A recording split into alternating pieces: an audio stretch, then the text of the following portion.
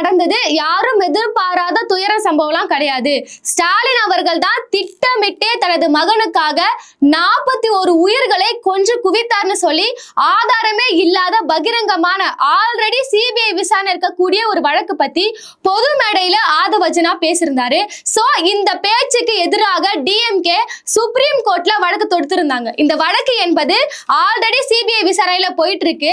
அந்த வழக்குல ஒரு இடையீட்டு மனுவாக இந்த வழக்கையும் சேர்த்து விசாரிங்கன்னு சொல்லி டிஎம்கே தரப்புல இருந்து ஒரு கோரிக்கை வச்சிருந்தாங்க. இந்த வழக்கு என்பது எந்த சமயத்துல கொடுக்கப்பட்டுச்சுன்னா சுப்ரீம் கோர்ட் அப்ப லீவ் இருந்துச்சு, அதாவது விடுமுறை கால சிறப்பு செக்ஷன் இருக்கும் போது இந்த மாதிரியான ஒரு வழக்கு கொடுக்குறாங்களே, எந்த அளவுக்கு விரைவாக சுப்ரீம் கோர்ட் இந்த நடவடிக்கையில ஈடுபட போறாங்க, இந்த வழக்கு எடுத்துக்க போறாங்கன்னு சொல்லி எல்லாருமே ஒரு எதிர்பார்ப்புல இருந்தோம். ஆனா எதிர்பாராத விதமாக சுப்ரீம் கோர்ட் உடனடியாக ஒரு உத்தரவு போட்டிருக்காங்க. இந்த மாதிரி ஆதவர்ஜனா பொது மேடையில ஆல்ரெடி விசாரணை போயிட்டு இருக்கக்கூடிய ஒரு விஷயத்த அக்யூஸ்டா இருக்கக்கூடிய ஆதவர்ஜனா பேசாருன்னா இந்த வழக்கை நாளையே உடனடியாக விசாரிங்கன்னு சொல்லி உச்சநீதிமன்றம் தீர்ப்பு கொடுத்திருக்காங்க.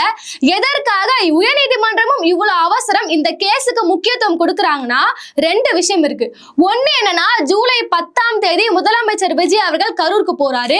இன்னொரு விஷயம் என்னன்னு பாத்தீங்கன்னா, இந்த கரூர் பயணத்துக்கு போறதுக்குள்ளேயே இன்னொரு நரேட்டிவ மக்களிடையே செட் பண்ண பாக்குறாங்க இந்த கரூர் விவகாரம் குறித்து.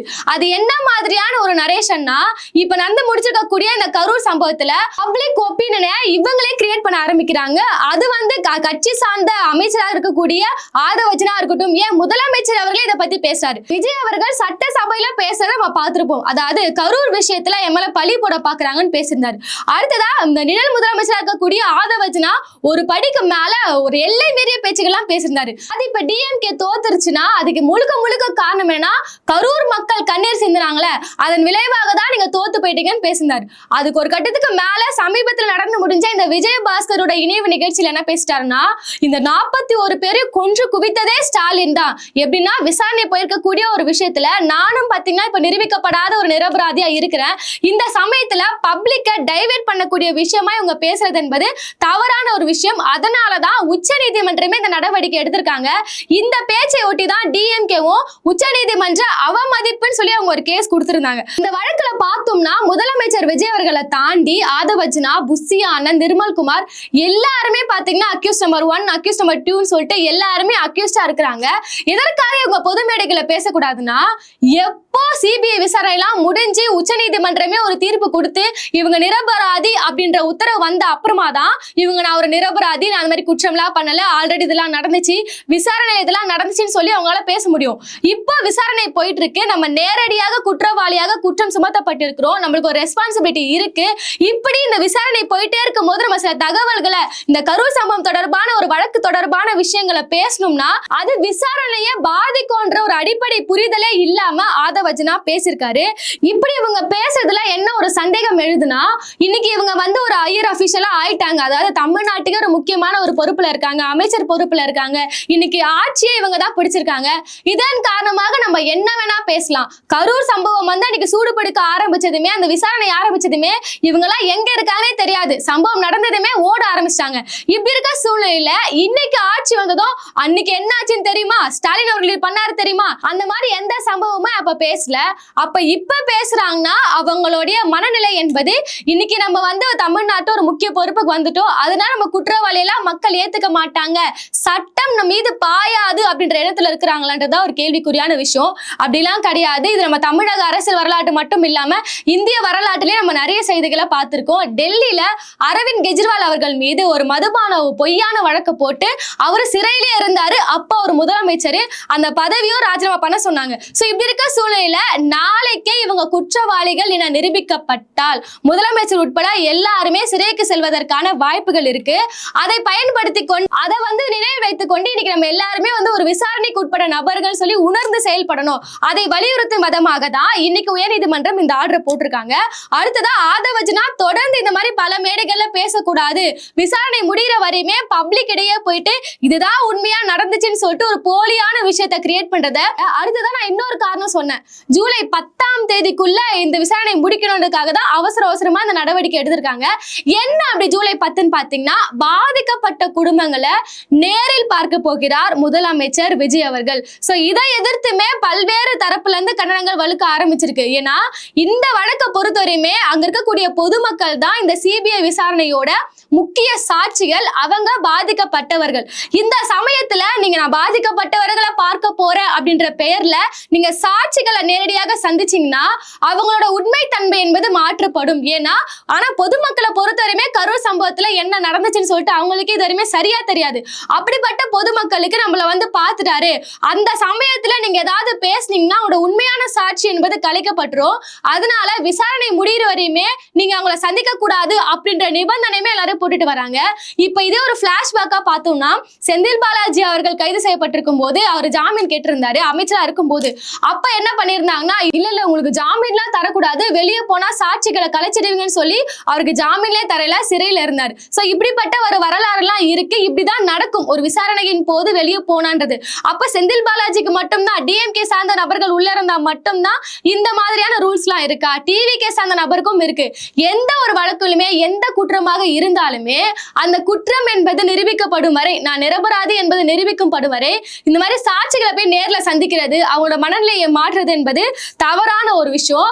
அடுத்ததா கரூருக்கு இவர் போறதுக்கான முக்கியமான காரணமா 2 விஷயம் இருக்கு. ஒண்ணு என்னன்னா, இப்ப கரூர்ல இடைத்தேர்தல் வருது. அப்படி போய் உங்களை சந்திச்சோம்னா அடுத்த நம்ம நேரடியாக போயிட்டு இப்ப அங்க கேம்பெயின்லாம் பண்ண முடியாது. ஏன்பா இந்த சம்பவம் நடக்கும் போது அப்பவே நீ கரூருக்கு வந்து பார்க்காம விட்டுட்டீங்களே, இப்ப மட்டும் வரீங்களே, அப்ப இடைத்தேர்தலுக்கு பிரச்சாரத்துக்கு மட்டும் தான் வருவீங்களான்னு மக்கள் கேள்வி கேட்பாங்க. அதனால இன்னைக்கு பிரச்சாரத்துக்கு போறேன் அப்படின்ற மாதிரி பாதிக்கப்பட்ட மக்களை பார்த்துட்டு வந்துடலாம்.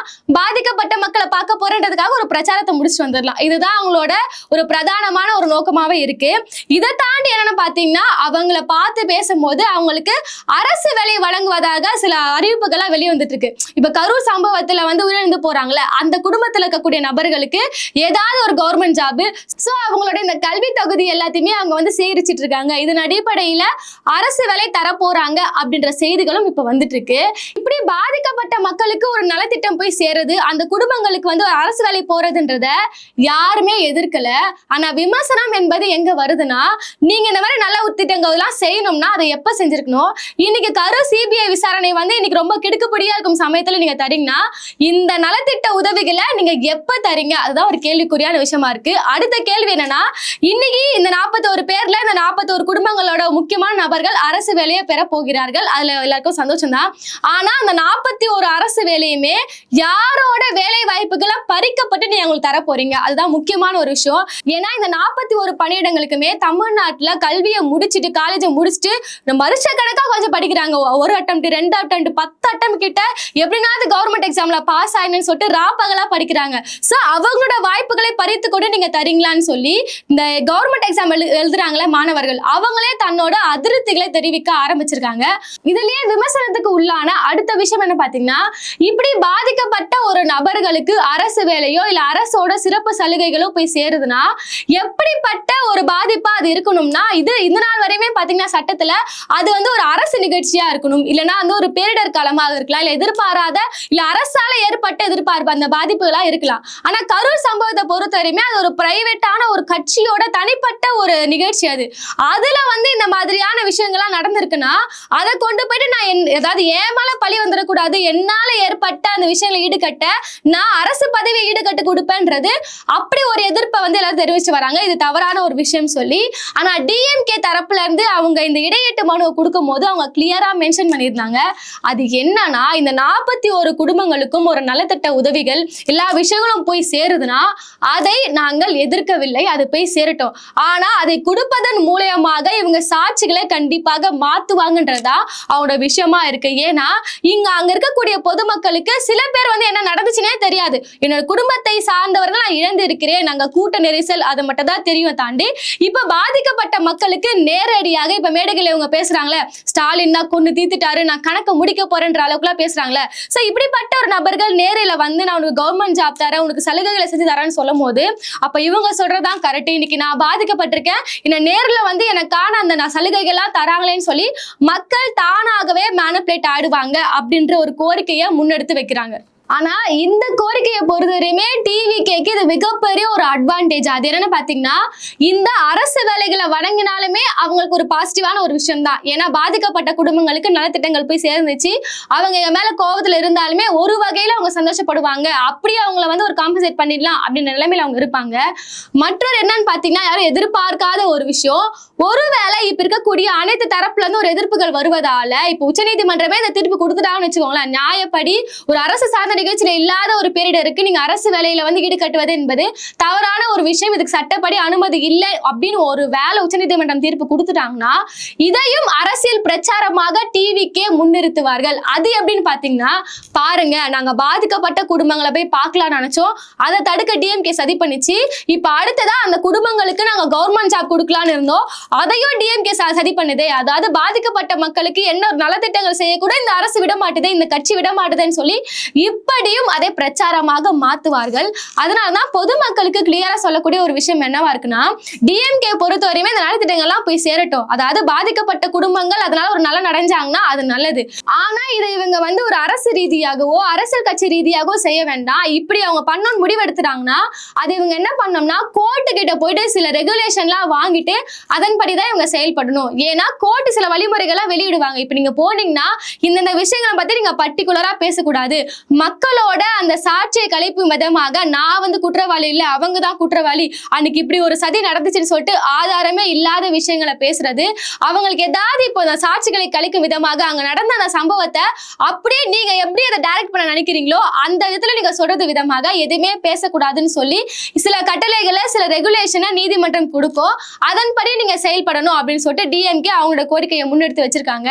அப்ப ஒட்டுமொத்தமா பாத்தீங்கன்னா இந்த கரூர் விசிட் என்பது நம்மளுக்கு ரொம்ப சாதாரணமா இருந்துச்சு. ஓகே, எப்படியோ போய் பாதிக்கப்பட்ட மக்களை பார்க்க போறாரு நம்ம நினைச்சிருந்தோம்.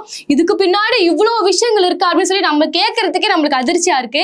இதுல இன்னொரு விஷயமும் இருக்கு. செந்தில் பாலாஜியை எப்படினாவது கைது செஞ்சு ஆகணும்னு சொல்லிட்டு பல்வேறு முயற்சிகளை டிவிகே அரசு முன்னெடுத்து வந்தாங்க. அதுவும் எப்படின்னா, நான் கரூர் போறதுக்குள்ள நான் கரூருக்கு போயிட்டு பாத்தீங்களா நம்ம மக்களுக்கு இந்த மாதிரிலாம் சதி செஞ்ச ஒரு நாளை நான் உள்ள வச்சுட்டு தான் உள்ள வந்திருக்கேன் அப்படின்னு சொல்லிட்டு மக்களுக்கு சொல்லும் விதமாக ஒரு ஹீரோஸ் விதமாக சில பிளான்லாம் போட்டாங்க. அது எங்க இருந்து ஆரம்பிச்சதுன்னா, முதல்ல கரூர் விவகாரத்துல செந்தில் பாலாஜி இப்படி எல்லாம் பண்ணாரு, அப்புறம் ஒரு வெள்ளை அறிக்கை வெளியிட்டு அதிலும் செந்தில் பாலாஜி சில முறைகேடுகளை பண்ணிருக்காங்க. நாங்க அடுத்ததா வந்து குதிரை பேரம் நடக்குது, செந்தில் பாலாஜி வந்து நேரடியாக இந்த மாதிரி தாவேகா எம்எல்ஏக்களை வாங்க பார்த்தான்ற மாதிரி ஒரு குற்றச்சாட்டுகளை முன்னெடுத்து வச்சு நான் போறதுக்குள்ள கரூருக்கு நாங்க போறதுக்குள்ளே செந்தில் பாலாஜியோட அந்த கதை என்பது முடிக்கப்படணும்னு சொல்லி அவங்க ஆசைப்பட்டாங்க. அதன் விளைவாக இன்னும் 2-3 நாட்கள் அவர் போறதுக்குள்ளேயும் இந்த விஷயங்கள்லாம் நடந்தா அதுலயும் ஆச்சரியப்படுறதுக்கு ஒண்ணும் இல்லை.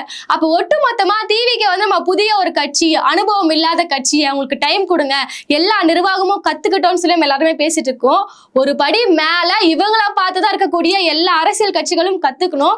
அந்த அளவுக்கு அவங்க எந்த ஒரு ஸ்டெப் எடுத்தாலுமே ஒரு ராஜதந்திர விஷயங்களை ஈடுபடுறாங்க. இன்னைக்கு கரூர் சம்பவத்துல அவங்களுக்கு கவர்மெண்ட் ஜாப் கொடுக்க போறாங்கன்னா அதை கொடுக்க விட்டா அது அவங்களுக்கு லாபகரமாகவும், அதை கொடுக்க விடலைனாலும் அதை எப்படி டிஎம்கே சதின்னு மாத்தி தனக்கு லாபகமாக மாத்திக்கணும்னு சொல்லி எல்லா விஷயங்களுமே ப்ரீ பிளான்டா தாவேகா அரசு கையில வச்சிட்டு இருக்காங்க.